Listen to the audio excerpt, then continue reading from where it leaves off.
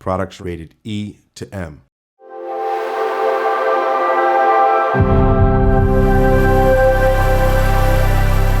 Hi, it's Larry here, Xbox's Major Nelson. Welcome to the official Xbox podcast. You have found us, you've liked us, you've subscribed, you've rang the bell, you've jumped through the hoops, and now you get us. Hello, Jeffrey. Hello, Rebecca. This is not worth it. Well, I think it is. I mean, Rebecca's finally back this week. I mean, not that Malik wasn't great, but it's great to have Rebecca back. You're on holiday, correct, Rebecca, as they say in Europe? Yes, on holiday. I went on vacation to the Caribbean. Do I look nice and tan? You see a lot of Mets hats when you're in the Caribbean. A lot of Mets. And a lot of sunburn, I just saw a lot too. of khaki shorts. Yeah, I don't know. Hey, I have khaki shorts. You're probably wearing them right now. I am not. Yeah. Here we go again. Here we go again. Anyway, well, welcome back from your holiday, Jeff. It's good to see you again, as always. You and I haven't seen each other. You've been busy for the past few days and haven't had time for me. Yeah, well, wow. Wait, thanks, Mom. I know I don't call as often as I should. So actually, my mom doesn't guilt trip me as badly as you do. Let's get lunch this weekend. Anyway, let's get into the show. We'll talk about what we're playing. Jeff, Rebecca, I assume you probably have. I mean, we haven't talked about this, but I assume you haven't had a chance to play since you've been playing the vacation game. Yeah, I've had a hard time catching up. Work is starting to get pretty busy these days, adult gamer problems. But I do have a couple games that I downloaded and I'm looking forward to playing this weekend. So one of them is both of them are out on Game Pass, I'm pretty sure. First is the new Guardians of the Galaxy game, which I think just came out a couple weeks ago on Game Pass. It's like an action adventure. So I thought it sounded kind of cool. So I don't know, have either of you guys played that game? No. Yeah, I beat it when it came out, good. and I would say well worth your time. Really Nice. fun. It took a little bit of time for me to get into it, but I feel like they don't make games quite like this anymore, like a third person. Wow, that's something that would come out of my adventure mouth. with a lot of story. I know. As I said it, I was like, "Let me tell you about the '80s." But the reality, we'll have to talk about Hurdle later, by the way. But I was just thoroughly enjoying it because you're spending most of the time with Rocket and with Gamora and Drax and Groot. You really end up spending a lot of time with each of the characters and learn a lot about them. But I really enjoyed it, got me back into it and excited for whatever's next in that world. So I think you're really going to enjoy it. Nice. Okay, So, I'll report back. What else do you have queued up? Have you guys heard of Weird West? Yeah, it just hit Game Pass. I know Terrence Daly's been talking about it quite a bit. Yes. It looks really cool. It kind of reminds me of Disco Elysium, but set in like a Western setting. At least that's kind of how it looks just from what I've seen online. I downloaded it. I kind of watched the trailer. So the fact that you're comparing to Disco Elysium, which was considered like Game of the Year, was it last year or the year before?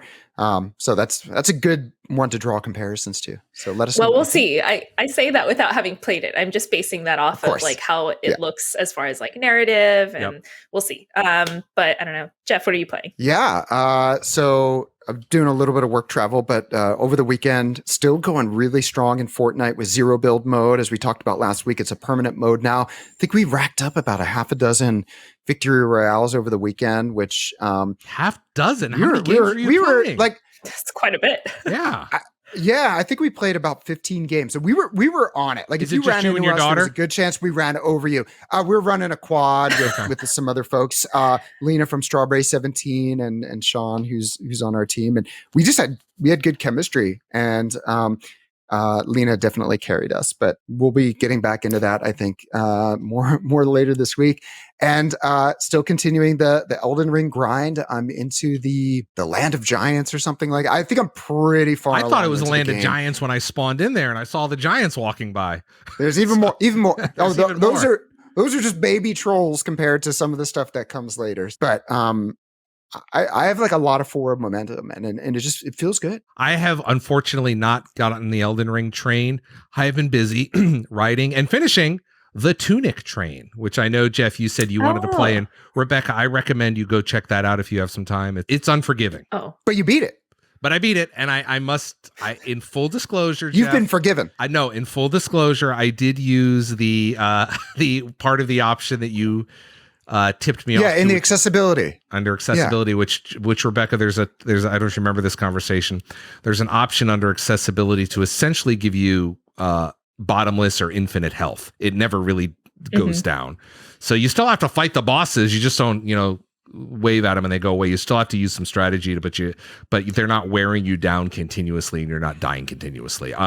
But I finished that, and it's such a beautiful game, and it's so complicated. And I know we had the developer on a few weeks ago, and he was very, tight-lipped about it because you want to have someone enjoy the story. And boy, did I. I'll just say it's on Game Pass. Check Tunic out and if you're having some challenges with the bosses, it's under accessibilities and try it out. No shame in it. Just do it and move on. You don't want to get frustrated to the point with any game where you're like, and you're just like throwing the controller and you walk away from it. Like if give it a go. And that's exactly how I plan on playing Tunic. Like if I get to the point where I'm just like getting frustrated with it, I'm just going to flip those settings, move past it, and keep going. You still have to figure out all the puzzles, right? You still have to figure out all the puzzles. It's just it helps you out in the combat side, and that's been my jam for the past week. Nice. Very cool. And then I just started playing, and Jeff, I see you have it over your right shoulder there. There it is. Star Wars. Turn it on. Let me connect my controller. So I downloaded this morning, and I was watching. Greg Miller was on our stream, and Swiftor as well. I think I just started the game. Oh my god, I'm not ready for this. And it looks so good. It looks really good. So I'm going to carve out some time, even if it's before I beat Elden Ring, just because they really changed a number of things within the game in terms of like how close you are. Like it's an over the shoulder game as opposed to like an isometric action game like the sort of older Lego games were. They also have voices for the first time. So you're hearing a lot of these classic lines in Star Wars that you never heard before. One of the scenes I was watching Greg play, and it was like he goes into Mos Eisley and you're hearing, the song, and you're hearing cantina, I don't like you either, and all this type of stuff. So I'm very excited for this one. Well, and later on in the show, we've got an interview with Mike Consalve, who's the level designer for TT Games, and he talks about that. We'll see some more gameplay there. There's a funny little scene with Han and Greedo that you'll see. But yeah, there's a whole bunch of stuff. But that's out and that's available now on multiple platforms. And to your point, Jeff, it looks amazing. It just looks really cool. So if you have Xbox Series X or it looks really cool. It looks a lot of fun. So that's that one. In fact, I feel like we should, we got lots to talk about with the shows. If you have anything else you guys want to talk about, otherwise, I think maybe we should get into the interviews. Yeah. So first up, like Larry mentioned, we have Mike Consalve talking about Lego Star Wars. We have Ramon Russell, MLB The Show, which is arriving on Xbox Game Pass. And then we also have Chris Charla from the ID at Xbox team, which is celebrating 9 years this year, which is kind of crazy. That's about the same time I started working at Xbox too. And it's great how time flies, but I can't wait to hear how that program has grown and just hear from Chris. So let's go into it. Lego Star Wars, The Skywalker Saga is now available for fans of Lego games. I mean, these are amazing games, and I am really excited to have joining me today Mike Consalve, who's a level designer for TT Games. Mike, thanks for joining us. It's an absolute pleasure to be here. I can't believe it's here. The game is here. Everyone's loving it. I'm so excited. Well, congratulations. I mean, it's always a feat to ship a game, but to ship a Star Wars game and a Lego game, I mean, that's kind of pretty amazing work. Tell us about the Skywalker Saga, because this is kind of in some ways the definitive Star Wars experience, right? Because it's all of the chapters of the story. I mean, yeah, that's exactly right. That's what the mentality was going into this game. It's like really the complete celebration of what Star Wars means, but of course, in our traditional Lego humor, like we're bringing that sort of experience back to fans. But like, yeah, this is the total package of what it means to be a Lego Star Wars game, but built completely from the ground up. Now we've been playing Star Wars games and Lego Star Wars games and all the different types of various Lego games over the years, and there's a couple things that are hallmarks of the games. One, you usually play with a friend. Two, there's incredibly wonderful cheeky humor in there. And three, they just kind of capture the universe they're in this case, Star Wars and Lego kind of perfectly, and bring them together in such a beautiful way. Tell us about bringing, this incredible story, the Star Wars, the Skywalker Saga. Tell us about bringing it to life in the Lego universe and how you had to straddle being true to both of those IPs.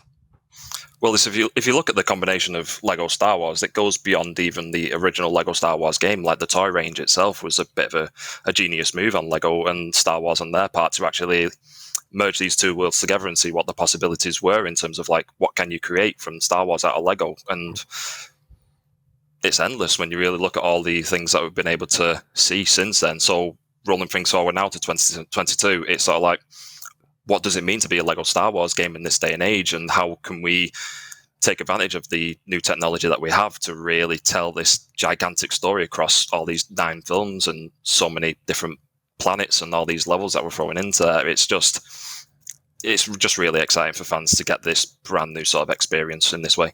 Yeah, I mean, we're seeing some of the gameplay right now, and it just, first of all, I've had a chance to play the game. It's beautiful, and I don't know if this is what you recommend, because part of the game allows you to kind of start in a couple of different areas with what chapter you'd like to start in. I started right there at the beginning at chapter 1. Is that what you recommend? Do you know what? It's one of the core pillars of the game is the level of freedom that we're given to the players. So it really is entirely up to you and entirely what the players like to do, which of the 3 trilogies that they have their own preferences for. So we're just immediately giving the players the choice. Like me personally, I started my own playthrough when I got my copy today, and immediately I thought, I'm going to jump into the theatrical release order and start with the original trilogy. Right. And then I do plan to go to the prequels and the sequels. But like, we really can't say there's one wrong way to do it. It's entirely up to players how they want to experience what they feel like they want to do within this universe. I want to ask you about, as a level designer there, it's a little different in this case because you have canon with the Star Wars universe, and you need to respect that, and you did amazing. I've only played 5 or 6 levels, and it's amazing. But tell us about what that was like working with Lucasfilm and Disney on this, frankly, this extraordinary collection of sets and planets and stories and this world that they've built. Well, when we look back at the previous Lego Star Wars games that we made in the past with the original, and then the second one that we did was the original trilogy, and then merging them all together with a complete saga, we've had a really good relationship with Lucasfilm and Disney when it comes to making these games. So, while at the same time with this one, we didn't want to really sort of tread the same ground as we did with the original games, but of course we have to still stick to what makes Star Wars what it is. So it's like, it's really choosing carefully what segments that we want to have players play out this time round compared to what we've done in the past. So it's like, it is the familiarity of what fans expect from when they play a Lego Star Wars game, but at the same time, it's keeping things fresh and keeping things new. But a lot of that is tied into how the game feels at its very core, like with the new camera changes that we've got into there and how the combat works. So it's just a collection of all these new things that just make Star Wars just feel brand new to what players have experienced before. Yeah, can we talk about that? Because we talked about there's like hundreds of characters that are, beyond it, because there's so many in the universe. Tell us about the camera changes, because I saw some chatter online about that and some people had some comments about that. Tell us what that means for folks that have played previous games.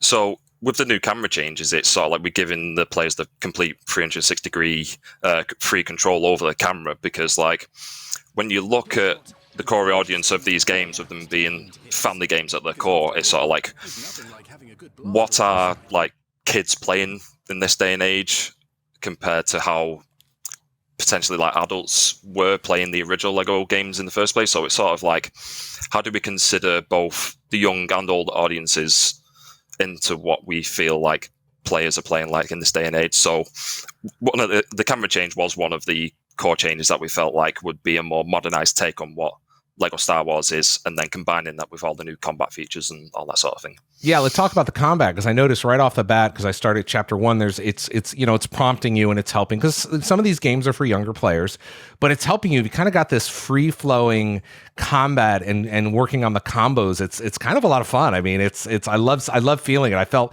like a Jedi. I did. Well, perfect. Can't complain there, no.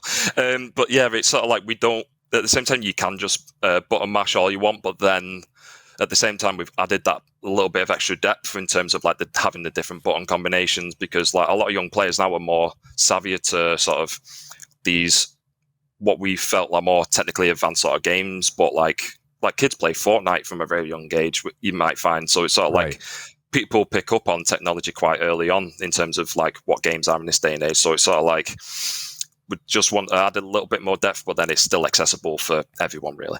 And I also want to point out that that we talked about the combat a little bit, but there's, you've got such a wide variety of sets and universes, but there's other things you can do. There's like I'm going to see in a minute, you can fly in the game, and so you've got some flying elements in the game as well. So you're really on the planets, in here we with the Millennium Falcon. I mean, those are iconic, and the Y-Wing, those are iconic, and the X-Wing. I know my Star Wars stuff. Here, so there's Slave One. I mean, there's so many ships in here. It's amazing. Yeah, it's quite the feat that we've managed to get as much as we can within this game, because of course we want to truly represent the entirety of the Skywalker saga, really, to actually like have all these iconic ships and vehicles and have all these planets that we want to travel to. So like it's really what we wanted fans to experience with this game. It's sort of like give them the galaxy. Let's see what they can do within all these different areas that you've recognized from all the films, but that actually make it their own and find all these different collectibles across the world. It's been really fun to be a part of. And one of the great things I noticed with your levels and the game design was you're going through the levels and you're going through the story, and there's a very specific, hey, do you want to continue with the story, or you have the option to kind of stop, and part of the Lego games is exploration and going through the levels and picking up some of the collectibles, right?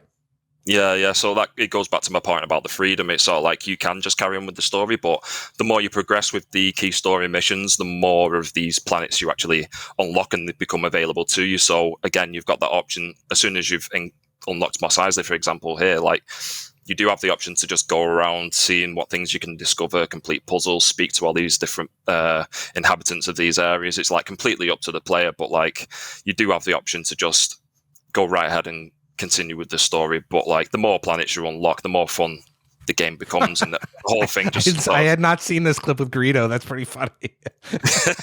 Yeah, again, it's that's the cutscene team all over. It's again what we're sort of known for in terms of throwing that British sort of humour and style that we throw into all the ideas that would come together. It's just been a blast to sort of see them all come to life. Yeah, because that's again, we talked about that a moment ago, was that just the cheekiness and the humor that's just fun, and just, I mean, you can't play 10 minutes of this game without having a smile. A, because you're playing in this Star Wars universe. B, because you're playing with Legos. And C, there's just these funny moments. The reaction to the characters, and the characters never verbally speak. We certainly see something. We have the character voices, but some of those cutaways with the responses and the reaction are just so brilliant. Yeah, it's sort of combining, like, because obviously in the past Lego Star Wars games, we had just the mumbles, and that's what fans came to understand. Yeah, so there's like, even when we do have the voices now, you can have, of course, the mumble mode extra that you can throw on to have a bit of a throwback to what the old games used to be like. But at the same time, like, even in some of the cutscenes, you'll still hear the ums and ahs and ahs during the dialogue and such. So it's really just sort of just a combination of what makes Lego Star Wars what it is. Yeah, and it's fantastic. I mean, it's great because it's available now, and it's also available. I'm just going to bring up my notes here. It is you'll be able to play all 9 films. This is the first time you're going to be able to do that, right? I mean, that's an incredible moment. Yeah, so of course we had the complete saga, which was episodes 1 through 6, and then we did the standalone title for episode 7, Force Awakens. So when it came to adding episodes 8 and 9, we just figured, why not just recreate the entire saga? But then also, we obviously know a lot about 1 through 7 in terms of Lego Star Wars, but then it's like we're taking on brand new parts of the story with episode 8 and 9. So that was fun to come up with stuff for that too. And these are available. I mean, it's available on Xbox, it's available on PlayStation. Tell us about the platforms, because you guys shipped on a lot of platforms. Yeah, so PlayStation 4, which you can upgrade to the PS5 version as well, Xbox One, Xbox Series X and S, Switch, and PC, Steam, and Epic Game Store. I mean, it's pretty much available. I highly recommend if you're. I know a lot of people out there that have hit me up on social that have played the Lego Star Wars games in the past. This is a must-have. This is like the definitive edition, the Skywalker Saga. It is a ton of fun. And Mike Gonsalve, the level designer for TT Games, congratulations on shipping the game, and thanks again for another amazing Star Wars Lego experience. No, thank you. This has been great. And yeah, it's just a shout out to the entire TT Games team. They've just done incredible work. And yeah, we're extremely happy with this response. So it's thank you for the kind words and thank you for your time on here today. It's opening day, not just in Philly and San Francisco and in the Bronx, but for baseball gamers, as MLB The Show 22 is now available with Xbox Game Pass for Xbox Series X and S, Xbox One, and with Xbox Cloud Gaming for those of you who are subbing to Xbox Game Pass Ultimate members. Here to get us ready for the season, I'm very happy to welcome Ramon Russell from Sony's San Diego studio. How you doing, Ramon? I'm doing fabulous, Jeff. Thank you for having us again. It's really great to have you here. It's really great to have MLB The Show 22 on Xbox. I was thinking about this. There's a lot of new features I'd love to be asking you about for 2022. It's the second season for MLB The Show on Xbox, but the show's been going since 2006. You all been making these games for a really long time, and I was wondering, like, how do you, as you go into as the game ships this week, and you start thinking about, what is going to add? What are you going to focus on for a given game? So, like, if you were to rewind a year ago when we were doing this interview, how did it go for you to say these are the things we want to focus on for MLB The Show 22? Right. So I think everything will fall into one of three buckets. The first bucket is, what are our fans expecting and looking for us to continue to progress in areas of the game that were good and maybe not so good. So that normally boils down into gameplay and core modes. So gameplay, we introduced a new feature last year called Perfect Throws to Home. The first question we got asked last year was, we would love to have perfect throws to every base. So this year in MLB The Show 22, we now have that feature. You can now have a perfect throw to home, second, or third. So a lot of what we do is to continue building upon features that we've introduced to really flush them out. Because when we're designing features and we're thinking of new things to do, we don't know if everybody's going to like it or not, right? We won't know until the game's actually out. Another feature from last year's game was practice mode, custom practice. The one question we always got asked after the game came out, I would love to do fielding practice. Like, I want to be able to practice robbing home runs and diving and turning double plays. Well, now we have fielding practice, right? And so that's another example of that first bucket. That second bucket is, we have a fabulous team of very talented designers and producers. And they're always trying to think of, what's the next car? Like, if we have horses, people would say they want faster horses, but what's the car? What's the feature that people don't know that doesn't exist yet, but will be really amazing? For instance, last year, it was being able to parallel your Diamond Dynasty cards. If we asked 100 people what feature they wanted, no one would have mentioned that feature, but it's a feature that Kyle Blake came up with one day. He implemented it into the game and people loved it. So how do we expand upon those type of features? And what's the new thing that people want? Again, another feature that comes into mind is co-op. Not only just, okay, we need to do online co-op, but let's do online co-op and make it so that it doesn't matter what console you're on, you can do online co-op with your friends. And then that third bucket is future-facing features, or features that we've been working on where we have like a 2, 3, or 4, and a 5-year plan. And at any given moment, we could be in a different stage for those features. For instance, March to October. It's now a few years that we've been working on March to October. So now you have multiple seasons. Last year, March to October, it was still one season and then it'd kick you into traditional franchise mode. But the evolution of that feature was, we eventually want it to be multiple seasons. And now it is. We want to give the user more player agency. We've done that. People want more franchise features. We've done that, but there's also a longer roadmap. So pretty much 100% of all the features, they tend to fit into one of those three buckets. And we're always trying to strive and make sure we put as much into the game every single year to make the purchase decision for the end user super easy. Like, oh, y'all worked on this, y'all worked on that. Gameplay's better, Road to the Show's better, March to October's better. You've done all these things at Diamond Dynasty. I have to play MLB The Show this year. I love the balance of the things that, because your fans, they're going to let you know what they think immediately. And that's a really valuable source, but also the creativity that comes from within the studio. And I think very, very deep cut from like the Ford quote there about faster horses. But sometimes people don't Exactly. know that they wanted something until you gave it to them, and it's like, well, how do I live without it? Big focus, it seems like, and there was some of this last year, but even more this year on onboarding new players. I hear there's some new difficulty options now for those who need the extra help in addition to all that extra fielding practice you're Yeah, going to so we've added 2 new difficulty levels.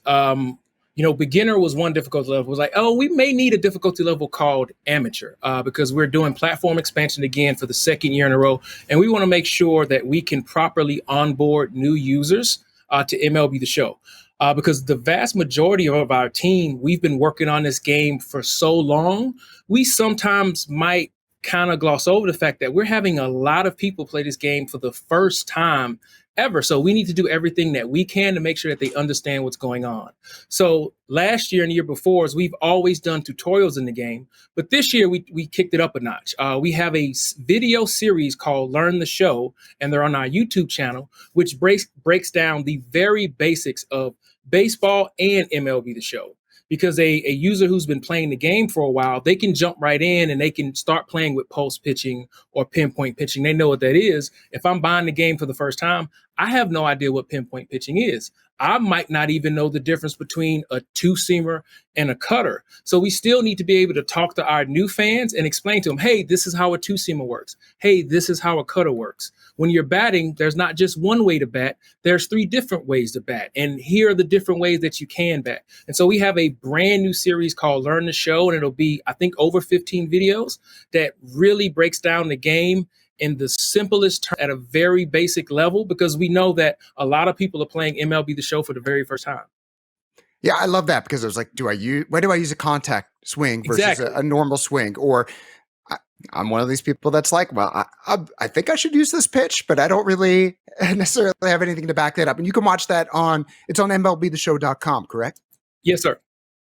Very cool. So perhaps the marquee mode, and there's a lot of competition these days on MLB The Show, is Road to the Show. So what's new for Road to the Show this year? So for Road to Show and Ball Player, again, we're going back to continuously progressing modes in a year-by-year cadence and building upon things. Also listening to community feedback. And what's the thing in the middle that they don't know that they want that we can create? So feedback we heard was, we want multiple ball players. Maybe I don't want to be a 2-way player. Maybe I want to make a pitcher and a hitter. So this year, you can create multiple ball players. They wanted expanded archetype items. So this year, you have more archetype items. They wanted a better, more revamped progression. So we've worked on the progression. So every single year in every single mode, like, we're always trying to attack it through that lens. Like, what are our fans looking for? How do we continue to make improvements and maybe rectify shortcomings? Because, we're not psychic. What are the features that they don't know that they want, that we can surprise people and delight people that they'll love? And what's that general progression that our various teams are working on a year-to-year basis to continue to improve our legacy modes year over year? All right. So the season starting today, a couple games yesterday. Long season. I think we'll be playing well into November this year. How does the game update and keep current with all the different happenings that will be happening between now and 162 games and playoffs? Right. It's a long season. The baseball season's long, but the MLB Show development season is even longer. Like, it doesn't end. We're 365, 12 months out of the year. We eat, sleep, and breathe baseball. We don't take a break. So as soon as the game comes out, we have our live content team, and they're working on new live content to keep the game fresh. And at the same time, we're also monitoring how people are playing the game. We're looking out for any bugs or any issues so that we can continue to update the game and make sure that we can address any possible issues that come up throughout the season. So, Ramon, before I let you go, I know there were so many different things, we had to bucket out all of the new things that are getting added for MLB The Show 22. Anything I left out, anything you want to make sure people are sure to check out because you all have put a lot of time into it, or there's some nice details you want to make sure are noticed? Well, I didn't mention, we have a brand new commentary team. John Bushambi and Chris Singleton, they represent our brand new commentary team and how we view commentary moving forward. The same goes for presentation. When you're playing MLB The Show, you're going to notice a lot of regional presentation packages because baseball is a very regional sport. If I'm a San Diego Padres fan, I'm watching the Padres probably on my local channels. So all of our OSD packages, our on-screen displays and the graphics that you see, we tried to give them more of a local hometown flair and have them be different per team. So commentary's been upgraded. Gameplay is always paramount, especially for sports games. You always want to make sure your gameplay is solid, because if you're not having fun playing the game, it doesn't matter what you've done to like a March to October or Road to the Show or Diamond Dynasty, right? And luckily, Chris Gill, the gameplay director, played baseball. He's been on a team almost 20 years now, and every single year, him and that team is continuing to improve gameplay as we're really striving to make the best baseball game possible. And this year, we think we're a little bit closer than we were last year. That's the journey, right? So, Ramon, thank you so much for sharing a lot of the detail in what is probably the most detail-oriented sport that exists in the world today. So I really appreciate you taking the time. And once again, you could be playing MLB The Show 22 right now via Xbox Game Pass on Xbox Series X and S, on Xbox One, and with Xbox Cloud Gaming. And hey, you can co-op with your friends on PlayStation and on Switch as well. So something for everybody. Enjoy the season. And Ramon, thanks again for taking time to visit us here on the Xbox Podcast. Thank you for having me. Really appreciate it. 9 years ago, ID at Xbox launched massive program, thousands of games that you have played on Xbox because of this program. Joining us today to celebrate 9 years of Xbox is the director of ID at Xbox, Mr. Chris Charla, IOCAT. Chris, good to see you. Hey, how's it going? It is going great. I got to tell you, it doesn't seem like 9 years. Wow, where did the time go? I know it feels like yesterday. I mean, I still remember, maybe you don't remember this, but I do. When we were at the thing where we first announced ID at Xbox, which was at Gamescom, Yep. You had this amazing Xbox lapel pin. And I was like, Larry, that pin is so cool. And you were like, let me see what I can do. And then a few minutes later, I had an amazing Xbox lapel pin. And so it was awesome. We're a little more casual today, but yeah, that was I remember I miss Gamescom. Hopefully we can go back again sometime soon. Yeah. But ID at Xbox, I mean, what an incredible program, and congratulations to you and the team. I mean, first of all, we'll talk about the article in the Hollywood Reporter of all things. I'm surprised you don't have sunglasses on. You're all Hollywood. But ID at Xbox, I mean, it's been an amazing almost decade. Tell us about some of the journey that we got there, and then, the past 9 years, what that's been like. Yeah, it's been really cool. And there's two reasons for that, right? Like the number one reason is the developers, like the amazing, back in the 360 era, before Xbox One launched, we had Xbox Live Arcade. Yep. We saw this amazing work that was being done by independent developers. And we kind of had the idea that actually independent developers they're not just really cool, they're super important, and they're going to continue to grow in importance. And, and they're going to become one of the most important, sort of drivers for amazing new games in the future. Yep. And the scene was moving faster than kind of Microsoft was moving in the 360 era. And so as we were getting ready for Xbox One, we said, hey, we need to stop, take a step back, and think about hey, how do we serve these developers to really maximize their success? Yep. And that was kind of the genesis of ID at Xbox. Just how do we make it easy for developers to ship?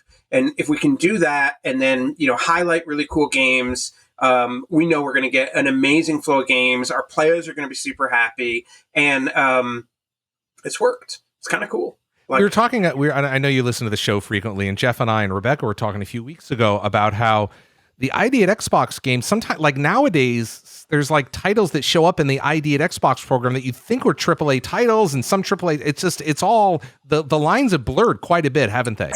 Yeah, absolutely. There's no, and I think the best place to look at that is E3, because at E3 we used to kind of have an ID at Xbox section, which was awesome, and we would have games from ID developers and a montage of ID developers, and at a certain point, a few E3s ago, it was well, wait a minute. The media briefing is going to just be that section is going to be too long. Right. And at that point, I feel like we graduated, because we were all right, we don't need somebody on stage talking about this. These games just stand on their own. And now if you look at an E3 briefing, again, the number of minutes that come from independent developers is a huge portion of the show, but it's peppered throughout. It's those games just stand on their own now. And it's really cool.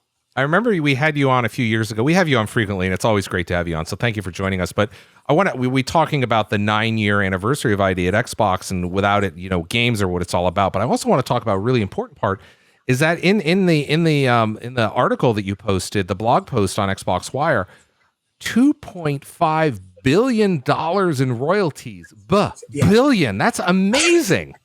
It feels like, 2.5, that's a lot of money. You know what I mean? It is astounding. And, when we talked to developers before we started the program, and when we talk to developers today, and we always ask, what do you want? What are your goals? What do you want to do? And the answer is really always the same. It's, I want to keep doing this. Yeah. I make games. I want to keep making games. This is my art. I want to continue it. And the fact that we're able to provide developers this incredibly sustainable place where they can make games and continue to make games and know that there's this amazing audience of Xbox players who are excited to play those games, excited to download those games, buy them. It's just fantastic. It's a hit-driven industry like any entertainment medium, and not every game succeeds, but games have that come through the ID program or just come to Xbox generally have the potential to have just life-changing sales results. And that it feels awesome. I want to talk a little bit about, the program. You talked about enabling these developers and getting their game titles out there. And I love tweeting about, all the games that are released in the ID at Xbox games. But another thing I want to talk about is how it's layered on top of Game Pass and what Game Pass has done to really accelerate a lot of these developers and the success they've had. Tell us about that. Yeah, it's been fantastic. So, a huge number of developers that have taken advantage of the Game Pass program, had their games be in Game Pass, whether at launch or after launch. And it's driven a level of discovery and downloads for these games that would be really hard to achieve otherwise. And then the developers end up seeing, first of all, that just creative success that comes from people playing your game is just a fantastic feeling. Second, great sales success on Xbox. And then third, it builds awareness across the industry. So when these games come out on other platforms as well, which they do, everybody knows about them because everybody's talking about them when they launch into Game Pass. People are streaming them. And so it really creates this kind of virtuous cycle where people are playing the games through Game Pass, they're buying the games, they're seeing the games on other platforms, and it's really helped developers. And it's a case where, sometimes people say well, does it really work? And, we ask ourselves this question all the time. And when we see developers coming back to us to sign up for a second game in Game Pass, a third game in Game Pass, a fourth, a fifth game in Game Pass, to us, that's kind of the extrinsic evidence. Yes, this is working. We know it works for fans. Yeah. And that shows to us that it's really working for developers too.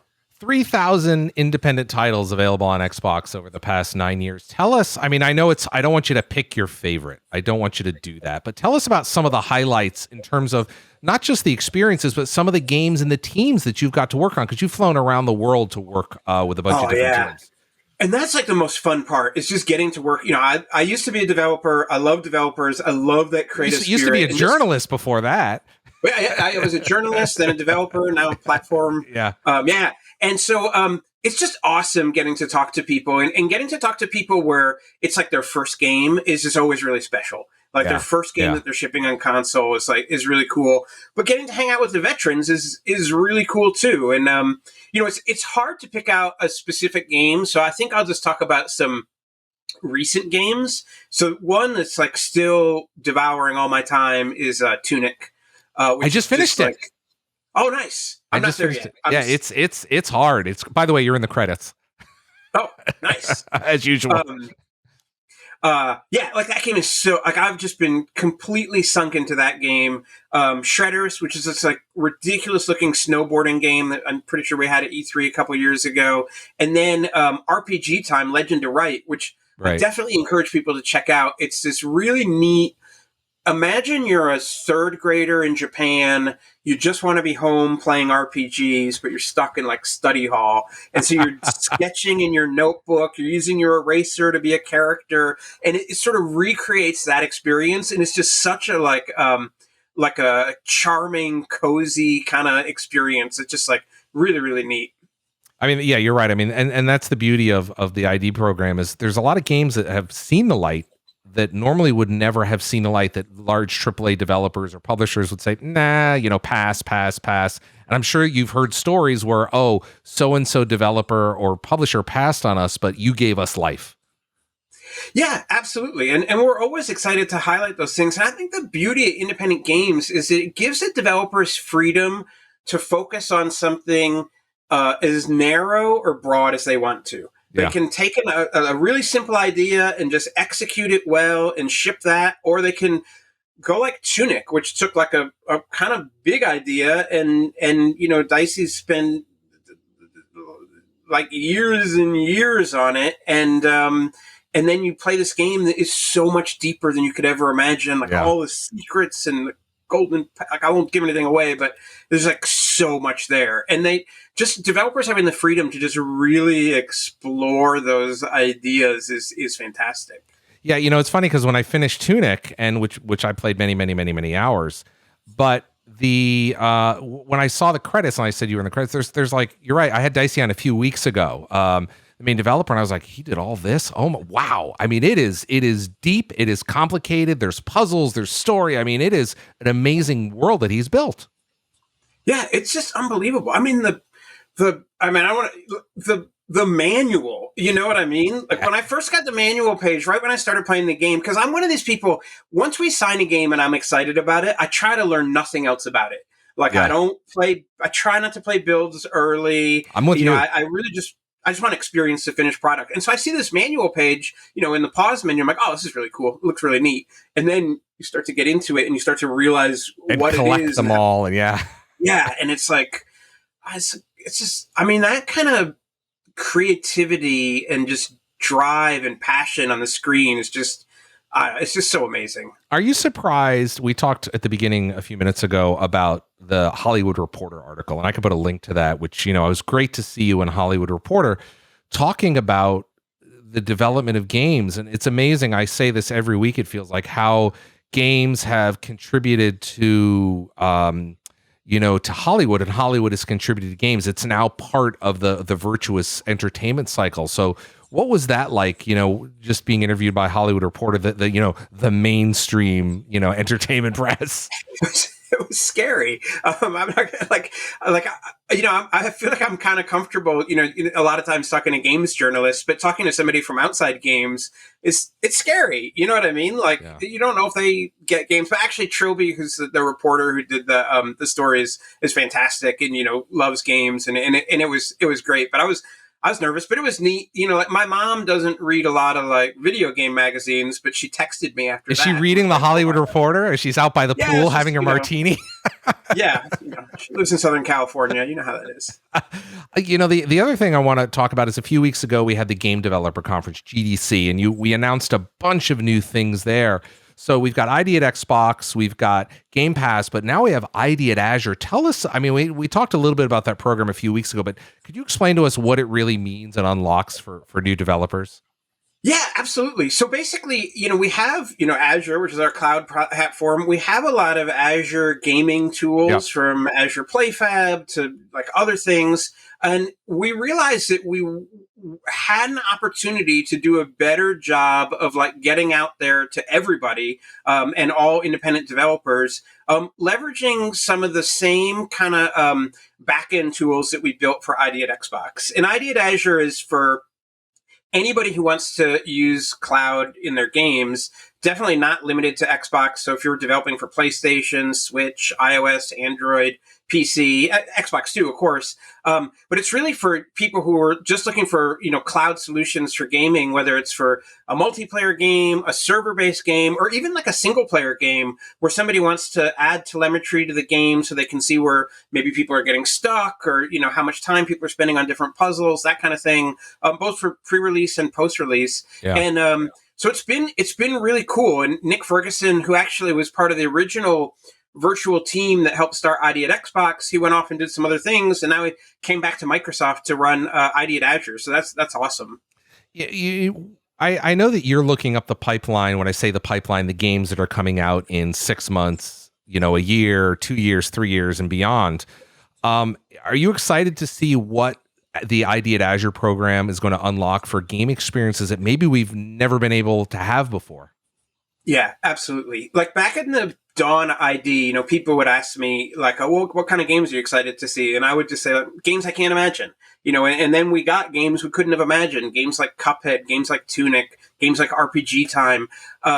And I have the same answer for ID at Azure. I think when you take the creativity and sort of artistic passion of independent developers and you combine it with any new technology, whether it's digital downloads, which kickstarted the indie movement to begin with, or cloud technology, they're going to do things that are just unimaginable in the best possible way. And so that is what I'm really excited to see. And knowing even just a couple of things that are going to be coming down the line, I think it's going to be amazing.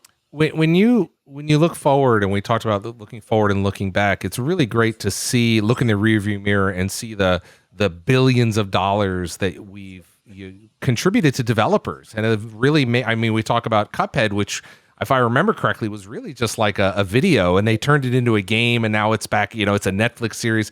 That's an amazing one of many, many, many, many, many stories that you've seen, right? Yeah, absolutely. It is like, and again, like Cuphead was, like a tiny team who'd never made a game before, and like they just had an idea.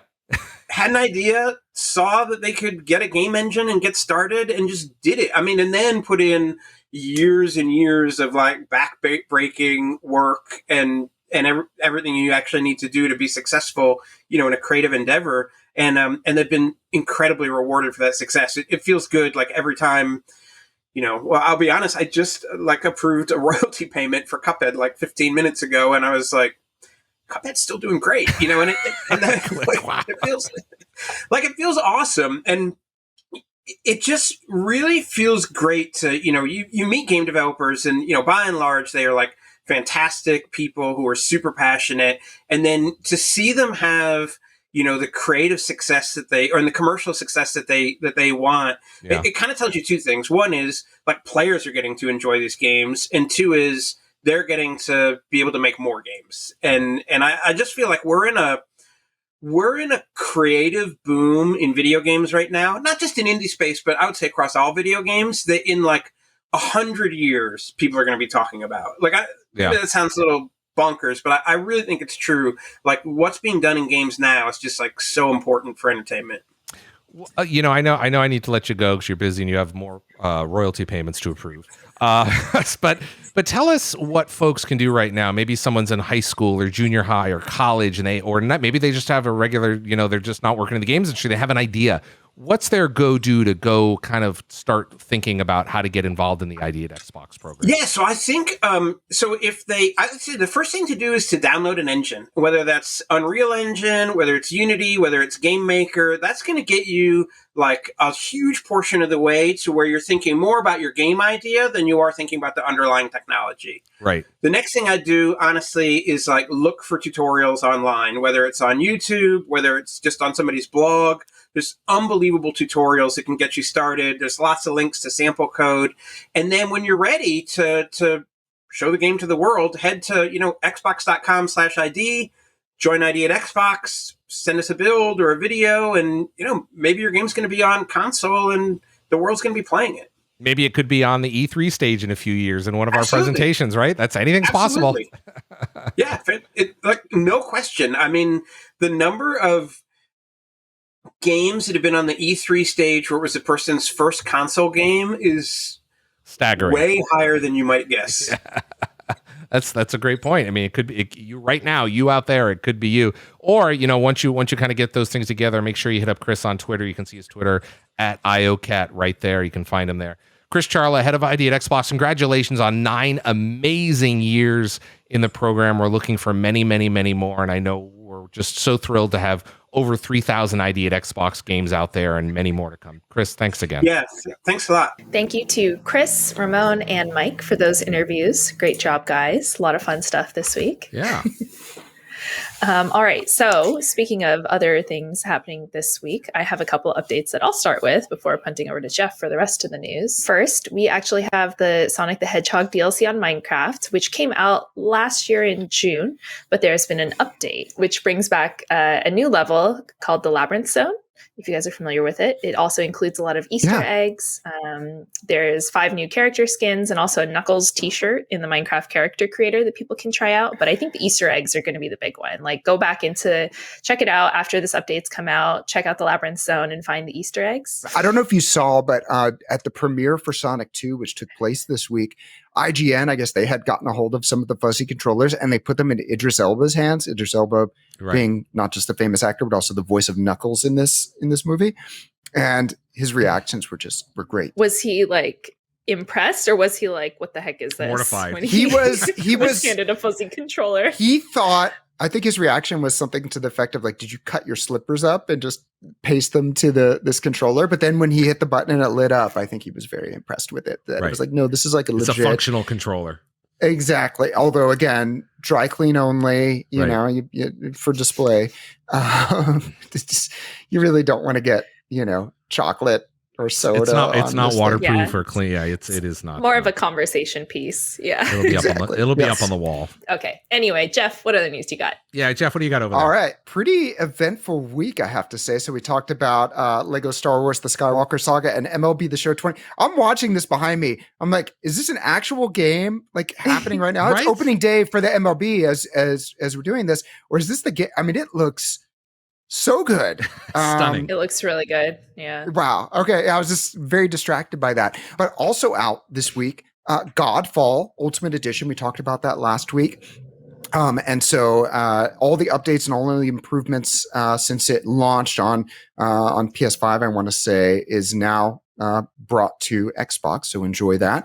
Chrono Cross. This is a game that came out in like the 90s on the PS1, classic JRPG that predates Xbox. Well, there is something called the Radical Dreamers Edition, which is also available this week.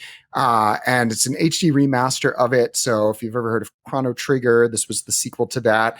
And it's considered like an all-time great. I want to say like the Metacritic back in the day was like in the mid 90s. So definitely something I want to take a look at.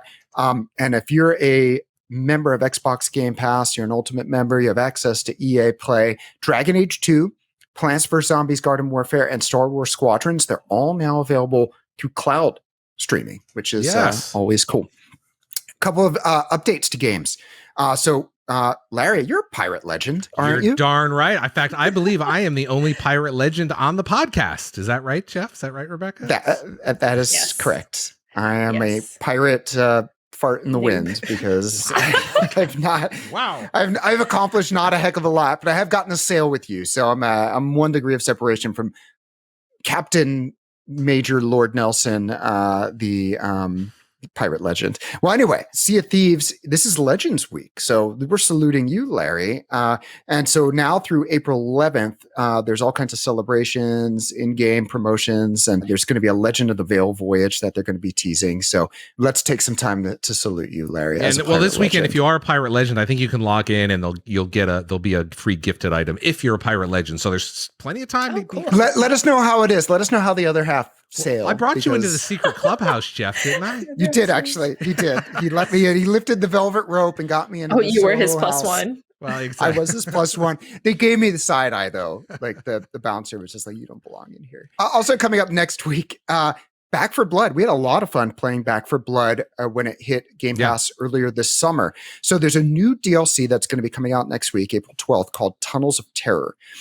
So it's got new areas and new cleaners. Cleaners are the players that you use. I did like my doctor, but I want to check out the cleaners. But what's cool about it is it is a paid DLC. If one person gets it in the party, all the people in the party can access it.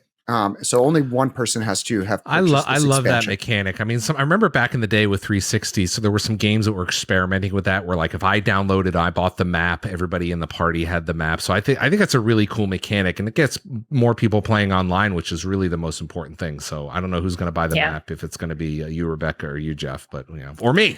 So how about the Pirate Legend we'll treat? And by the way, I just want to say, Larry, you're 1 in a million. Because there's literally a million of you. There's a million pirate legends out there. Just looking at the story here. So wow, nice one.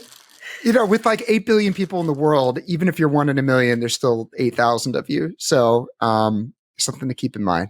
Really makes you think, doesn't it? So we had talked about about a month ago, the spring game spotlight. Well, between March 8th and this week, when you're listening to this, Xbox has released 40 different titles, games like Tunic and Shredders, MLB The Show 22. So you can earn all kinds of rewards points for playing those. So you're going to want to take a look. We have a story up on Xbox Wire. You want to get those rewards points. Of course, you can donate them, or you can convert those into months of Game Pass.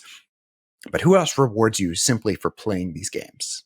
Well, we do. That's what matters there. There is also, as part of this, a spring sale through April 21st. So you can save up to 80% on certain Xbox games: Forza Horizon 5, Elder Scrolls Online, Mortal Kombat 11. These are all part of it. Different percentages off for each one. But just check your store. Let the savings just wash over you like a pirate legend might, I like that. Maybe not. I don't know. I'm still workshopping that. It's not the best analogy. Okay. We talked about Lego Star It's okay. No, don't. Yeah, Now you're making me feel worse. We talked about Lego Star Wars and the Lego. I posted this on Instagram. The Lego Star Wars team sent me this puzzle that it was a puzzle made out of Legos. You can't just disassemble it. You had to turn something and pull something. And inside of it was the coolest little minifig. Check this minifig out. It's young that Luke. What's Luke holding? It is the Luke Skywalker with blue milk. For those of you who remember the blue milk from the last was it the Banthas? Did they milk the Banthas? No. It was the big. Is that the big animals that were up on that were living with him up on the cliff? Isn't that a Bantha? No, the Bantha is what the no, please, Jeffrey. The Bantha is what is the Tusken Raiders. Oh yeah, not a Bantha. Not a Bantha. So I'm gonna look this up. Wait a minute. Are you a Star Trek fan? Are we setting up lines of division here? I mean, I did like Next Generation, but are you fact checking me real time? Yeah, 100%. Okay, that's fine. Tell me how I did. Wait, it says the blue milk from the Bantha. Oh, it's green milk that old Luke is drinking in the newer one on the island. Within the Star Wars universe, blue milk comes from a Bantha, a horned herbivore animal native to Tatooine. Now, I stand corrected. I will take that, Jeff, because it's funny, if you look on the packaging, you can see that's clearly Tatooine in the background. So you are correct, oh great one. Okay. You really laid it on thick here. You were like, really, Jeff? You really? No, because I remember it from the do you remember it from the last movie, Rebecca?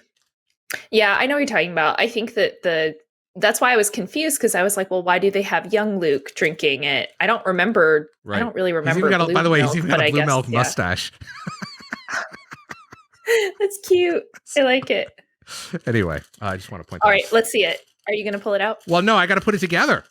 He's going to sell that. That's going to put his kid through college one day. I got to put the whole thing together. So yeah, you need to have that be mint in the box. You got to get it graded, etc. Anyway, all right. Well, that's kind of all I have for this week. How you guys will? I think we'll wrap things up here. You don't want me to correct you on a bunch of other stuff. Well, I've you know what? I will always tell you if I'm wrong, but I was wrong. I have a question for our listeners. Yes. If folks want to share.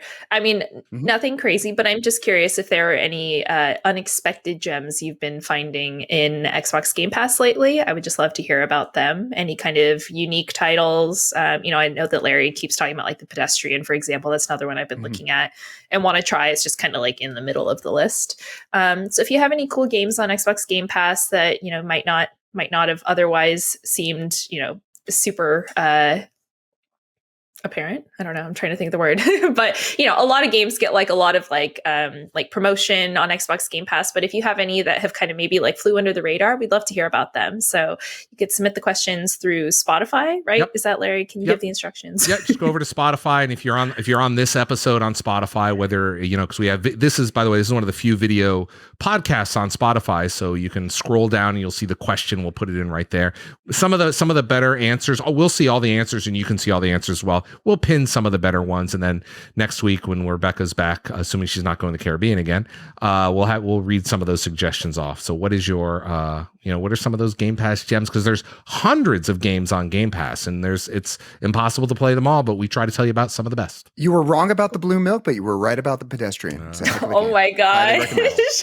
I feel I am so embarrassed about the blue milk thing, but I did get the fact that it was that the Tusken Raiders ride the banthas, right? I did get yes, that. Yes, yeah. yes. You can ride it, you can milk it. What can't you do? We'll let you guys go. We'll be back next week. Rebecca, welcome back.